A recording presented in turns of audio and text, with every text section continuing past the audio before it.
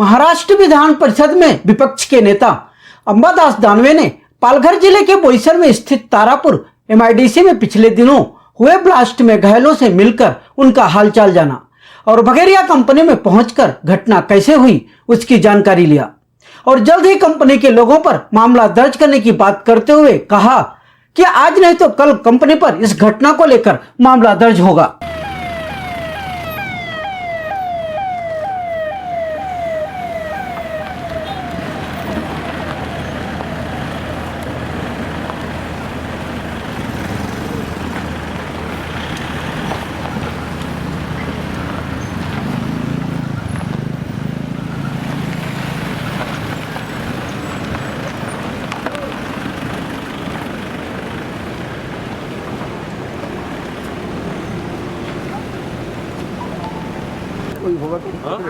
बरोबर त्यांना बरोबर अधिकारी त्याची जबाबदारी नाही का?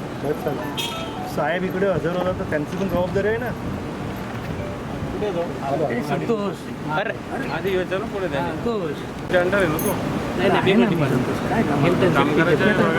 कामगारासाठी लेबर डिपार्टमेंट त्याला बोलवा तू माझ्या ते उंच आहेत ना अरे चला ना पळा ना बाई खालती घे ना खालती घे ना समोर हेल्मेट घेताना मागे या पुढे या पुढे या.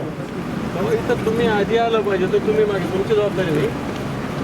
हां काय गरज नाही कंपनीवाल्यानं बघून घ्यायचं कामगार मरू द्यायचे आधी येत नाही ना पुढे.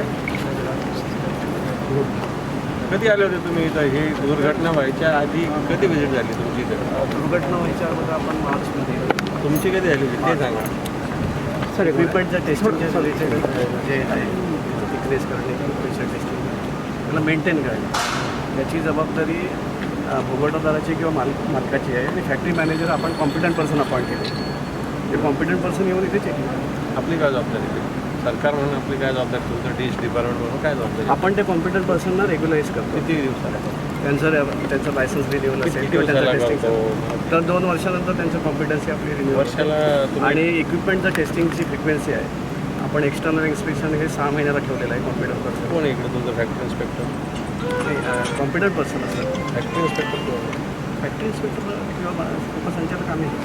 तुम्हीच येतात किती? आता बॉयलरचं हे किती दिवसाला असतं तुमचं? बॉयलर ॲक्टनुसार किती दिवसाला? बॉयलरचं विचारतो मी तुम्हाला.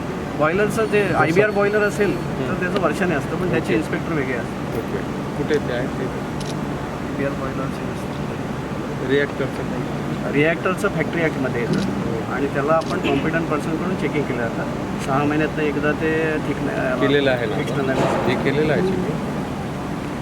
पिछले बुधवार 22 अक्टूबर को बोईसर तारापुर एमआईडीसी में प्लाट नंबर D17 में स्थित बघेरिया नामक कंपनी में अचानक रिएक्टर फटने से गोपाल गुजारी लाल सिसोदिया 35 साल और पंकज यादव 27 साल और सिकंदर नामक 3 कामगारों की घटनास्थल पर ही मौत हो गई थी और 12 कामगार जख्मी हो गए थे। यह ब्लास्ट इतना भीषण था कि वहां लगे मोटर, दीवार और ऊपर लगे पतरे के परखच्चे उड़कर कंपनी के प्रांगण में दूर जाकर गिरे और बिखर गए। वहां काम कर रहे कामगारों को अपना जान बचाने तक का मौका नहीं मिला था। घटना के बाद घायलों को इलाज के लिए बोईसर के सिंधे अस्पताल में भर्ती करवाया गया था, जहां इलाज के बाद 3 लोगों को डिस्चार्ज कर दिया गया और एक घायल का सिंधे अस्पताल में इलाज शुरू है और बाकी घायलों को इलाज के लिए वापस भेज दिया गया है।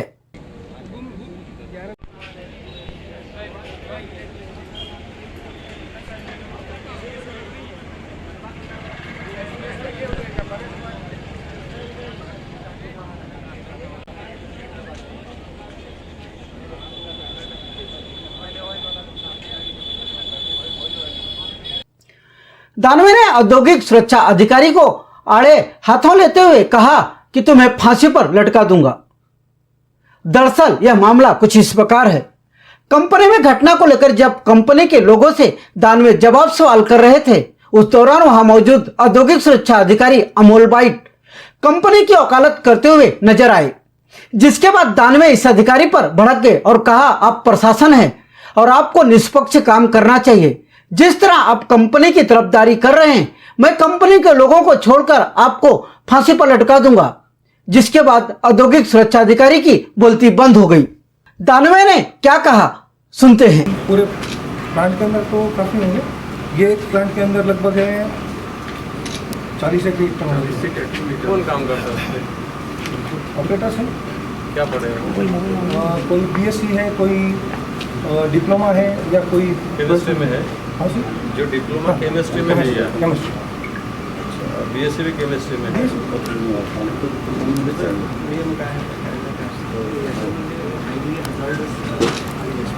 अभी केमिकल कौन से है? ये डाइज इंटरमीडिएट है, गामा एसिड, जो मेन तो आपने ये सपोर्ट क्यों हुआ, कैसे हुआ? कुछ मैकेनिकल प्रॉब्लम आया सर, जैसे डिश या तो पतला हुआ होगा या कुछ भी कारण हुआ, उससे प्रेशर से वो फट गया था। तो डिश पतला होने से फटता है या कोई केमिकल का प्रेशर मिक्सचर रिएक्शन। या केमिकल मिक्सचर्स का प्रमाण कम ज़्यादा हुआ इससे? नहीं, ऐसा कुछ नहीं। यामध्ये आहे ना रिॲक्शन स्टेज 12 तास होल्ड करून ठेवलेली आहे. आणि ते होल्ड केलेले असताना 12 तास झाले होते.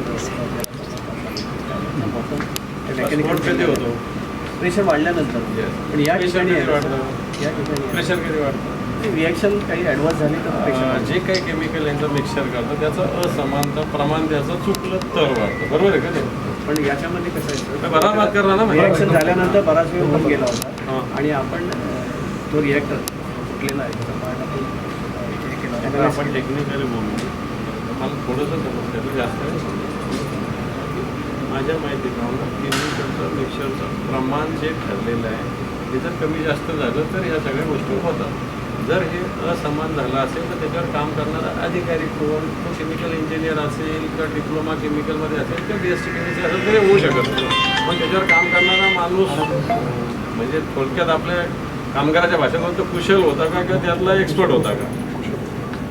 आता हे लोक गेले का याच्यामध्ये हे जे इक्विपमेंट आहे प्रेशराईज 8 kg आपण मेंटेन केलेलं आहे. माणूस मी बघितला तो बिहारचा काय शिकलेला आहे स्किल. मग आता स्किल सर वो ऐसे जो आदमी जो भी डिसीज हुए हैं या ऐसा कुछ भी हुआ है या इंजर्ड हुए हैं, वो लोग कोई भी प्लांट में काम नहीं करते हैं, मतलब प्रोसेस में काम नहीं कर रहे हैं वो जैसे यहाँ पे सेंट्रीफ्यूज वगैरह में काम कर रहे हैं, जो पैकिंग सेक्शन में है वो काम कर रहे हैं, उनको हुआ ही। बाकी पहले मुझे बताइए जहाँ रिएक्टर है हाँ जी सर, वहाँ पे तुम पैकिंग कितने नहीं पैकिंग रशियन देखिए की मैं वही बता रहा हूँ। सुनो उसका कितना अंतर होना चाहिए ऐसा कुछ है कि नहीं? वहाँ जहाँ रिएक्टर चलता है वही तुम करेंगे. ते पण तुम्ही यांची बाजून घेऊन नका बोलू. जनतेच्या सामान्य माणसाच्या जीवाची बाजू घेऊन बोला. ऐकून घ्या जरा माझं. त्यांची बाजून घेऊन नका बोलू. जनतेच्या सामान्य माणसाच्या जीवाची बाजू घेऊन बोला. ऐकून घ्या जरा माझा पूर्ण मुद्दा आहे का? तर तुम्हालाच पकडेल मी, यांना सोडून देईल, सांगून टाकतो, फासावर लटकून टाकेल मी. बरोबर. हां, यांची बाजू घेऊन नका बोलू, सामान्य माणसाची बाजू घेऊन बोला. नाही तर तुम्हाला चालेल झालं मग तुमच्यावरच गुन्हा दाखल करायला सांगावं लागेल. मी काय बोलतो समजून घ्या. यांची वकिली नाही करायची, ड्युटी करायची. आपली सरकारची ड्युटी आहे ना आपली, ती कशासाठी आहे? तुम्ही आरोग्य आणि काय औद्योगिक सुरक्षा दोन समजलं माझा. मी मुद्दा समजून घेतो. यांची वकिली नका करू. ते 3 माणसाच्या 302 कोणावर करायचं, यांच्यावर का तुमच्यावर सांगा. चला बोला, तुमच्यावर करायचं का यांच्यावर करायचं? काय करायची प्रोसेस मी करेल. बरोबर तुम्ही सांगा, यांच्यावर करायचं का तुमच्यावर करायचं सांगा. 3 लोक गेले का नाही? यांच्यावर करायचं का तुमच्यावर करायचं सांगा. आता तुम्ही चला घ्या यांची बाजू, काय तुमची यांची बाजू घ्या, चला तुमच्यावर करू. मग प्रोडक्शन होतं तर त्याचं त्यांनी सॅम्पल घेतले का तेच प्रोडक्ट त्यांच्याकडे बनतं की नाही किंवा अदरवाईज प्रोडक्ट बनवत असतील. आता गुन्हा दाखल झाला का? ठाण्याच्या CGM कोर्टामध्ये केस दाखल करतो. तसे पोलीस दाखल करतात सेम आपण. बरोबर मला माहिती आहे. म्हणूनच मी बोलतो मला त्याच्यातलं मला याच्यात ही इन्क्वायरी करून याच्यात होतं. तर तुम्ही होणार नाही तर हे होणार. यांचा पण एखादा माणूस जाणार नाही तर तुम्ही जाणार. दोन्हीपैकी तर फिक्स आहे. आपणच इन्क्वायरी करणार. तुम्ही पोलिसांना कळवून आपण इन्क्वायरी कंप्लीट झाल्यानंतर त्याचा रिपोर्ट किती दिवसांना होणार? आपण टेस्ट रिपोर्ट हे दिले. झालेलं तुम्हाला इंटिमेशन देणं पोलिसांना तुमची ड्युटी आहे नाही आहे? इंटिमेशन हे फटल झाल्यानंतर ऑक्युपायरने दिलेले आहे. आणि यांचं डिपार्टमेंट 24 तासानंतर येते. आपने पुलिस तुम्ही हाँ सर, कोण से पोलीस आलेले कसबे साहेब आलेले. आहे का पोलीस? कसबे साहेब आहे कसबे साहेब समोर. तुम्हाला इंटिमेशन दिली? आम्ही आता हां आम्ही कळवलं होतं यांना. आणि या अशी घटना घडलेली आहे, या घटनेच्या ठिकाणी भेट देणं आणि स्फोट कशामुळे झाला याचा तांत्रिक योग्य कारण द्यावं असं आपण त्यांना अभिप्रायासाठी पत्र दिलं. किती दिवस झाले? घटनेच्या दिवशीच दिलं, कळवलं आणि दुसऱ्या दिवशी सही घेतली. काय केलं आपण पुढे? आपण सर सॅम्पलिंग केलं, जसं आपल्याला टेस्ट रिपोर्ट लागतात तसे त्याचं सॅम्पलिंग करून आपण लॅबला पाठवलं. तसं म्हटलं की इथं काय प्रोसेस चालू होती, तर रॉ मटेरियलचं आणि फिनिश प्रोडक्टचं रिॲक्टरच्या शेलला लागलेलं मटेरियल आपण सॅम्पल करून पाठवलं. त्याचा रिपोर्ट आला आणि इथे आपण परीक्षण केलेलं आहे रिॲक्टर. त्याच्यानंतर आपण आपला रिपोर्ट बनवला आणि त्याला किती दिवस झाले? अजून रिपोर्ट यायला अजून 10 ते 15 दिवस त्यांच्याबरोबर लॅबमध्ये पुढे लॅब भांडूप. या लोकांच्या जीवन जे नुकसान झालं याच्याबद्दल आपण जे भोगट फैक्ट्री में जो दुर्घटना हुई 2-3 दिन पहले, ये फैक्ट्री का दुर्लक्ष्य और प्रशासन का भी दुर्लक्ष्य किस कारण हुई है, इसमें कम से कम 3 लोग का तो दुर्घटना में निधन हुआ है और कुछ कैजुअलिटी है 10-12, इसमें भी नुकसान हो सकता है. ये नुकसान जो हुआ है फैक्ट्री की बेपरवाही वृत्ति और प्रशासन का दुर्लक्ष्य इस कारण हुआ है. आने वाले समय इस दोनों घटक पे कार्रवाई करने के लिए हम प्रयास करेंगे. सर बार बार इस कंपनियों में MIDC में घटनाएं होती रहती हैं, कंपनियों पर मामले भी दाखिल होते हैं, लेकिन उसके बाद भी कोई ठोस कार्रवाई नहीं होती है, तो इसे लेकर क्या कहेंगे? मुझे तो यहाँ पता चला कि जिस कंपनी को क्लोजर दिया वो फैक्ट्री भी चालू है इधर. देखते हैं आगे. अगर अभी तक आपने हमारा चैनल सब्सक्राइब नहीं किया तो अभी सब्सक्राइब करें और बेल आइकॉन को क्लिक करके हमारी लेटेस्ट खबरों से रहे अपडेट.